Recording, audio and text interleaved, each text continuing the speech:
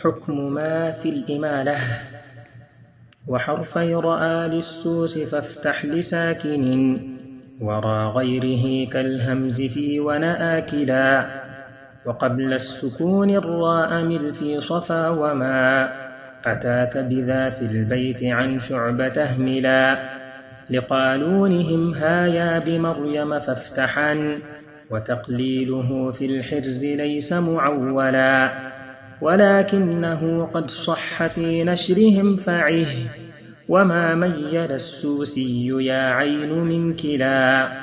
وما قيل للسوسي يا عين من كلا.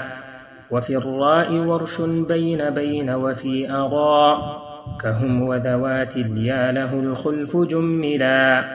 ودع عنه تقليلا بقصر كآمنوا سوى عادا الأولى وآلان حصلا. وقلل مع التوسيط وافتح وقللان بمد وروس الآي عنه فقللا.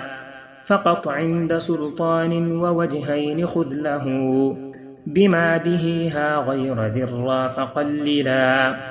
وفي الجار مع ذي اليا فافتحهما معا وقللهما أو قل بأربعة علا. وعن بعض الوجهين في الجار فاعتبر على فتح ذي اليا ثم قللها على توسط لين ثم مع مده افتحا هما الجار قلل وحده ثم قللا.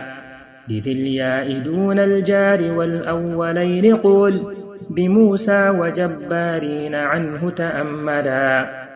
يواري أواري في العقود بخلفه وليس له الإضجاع في الحرز يجتلى. وفي الناس عن دور فأضجع وصالح له افتح ودع يا صاحبي خلف حصلا. وقبل سكون قف بما في أصولهم كذلك ما في الوقف نون مسجلا.